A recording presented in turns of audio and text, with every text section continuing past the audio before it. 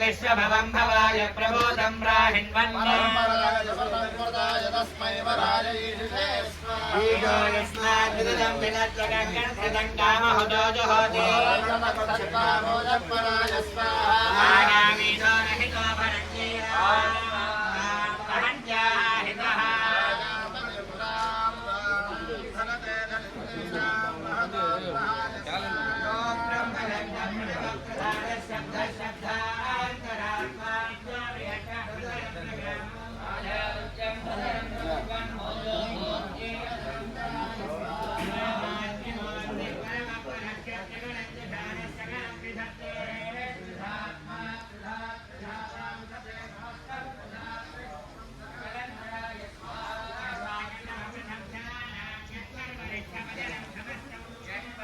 மகாபலிபுரமில் இருக்கேன் இப்போது.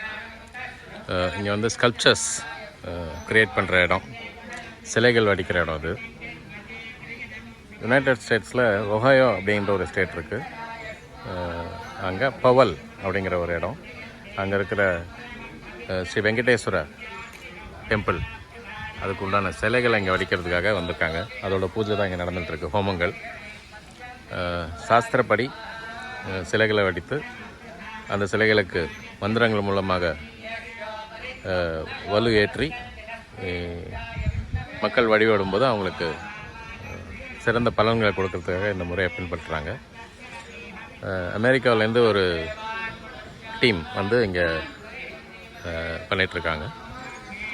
அவங்க தான் வந்து எல்லாத்தையும் ஆர்கனைஸ் பண்ணி இந்த பூஜையை பர்ஃபார்ம் பண்ணிவிட்டு சிலைகளை முடித்தோம்னு இங்கேருந்து ஷிப் மூலமாக அங்கே எடுத்துகிட்டு போய் அங்கே இன்ஸ்டால் பண்ணுவாங்க அந்த டெம்பிளில். ஸோ ரொம்ப அழகான மகாபலிபுரமே பார்த்திங்கன்னா சிலைகள் வடிக்கிறதுக்கு மிக சிறப்பான இடமாக பார்க்குறோம். நிறைய இடங்கள் அந்த மாதிரி இருக்குது. இப்போ நம்ம பார்க்குறது சில சிற்பங்கள் வடித்து வச்சுருக்காங்க. அவங்க ரொம்ப தத்ரூபமாக இருக்குது எல்லாமே. விநாயகர், அப்புறம் வந்து சிவன், காலபைரவர், முருகன், இந்த மாதிரி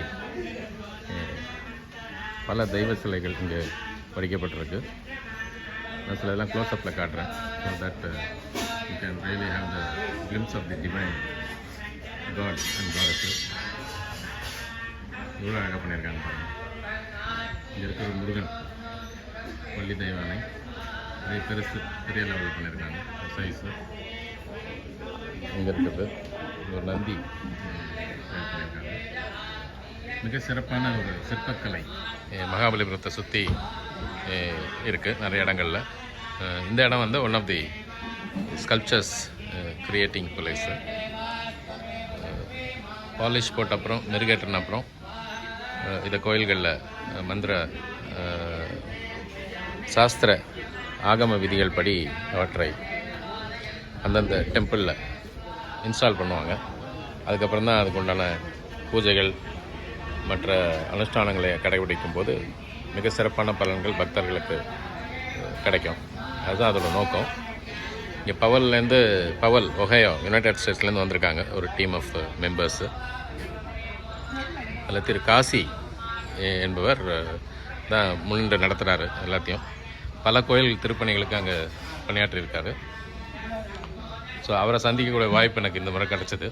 ஸோ அவர் தான் இந்த பூஜைக்கு என்னை இன்வைட் பண்ணார். பாருங்கள், நாகர்லாம் இவ்வளோ அழகாக பண்ணியிருக்காங்க பாருங்கள். இது விநாயகர், ஆஞ்சநேயர், ஜெய ஆஞ்சநேயர். ஸோ பார்க்க மலைப்பாக தான் இருக்குது நமக்கு இந்த இடத்துல. ரொம்ப அழகான ஒரு கலை.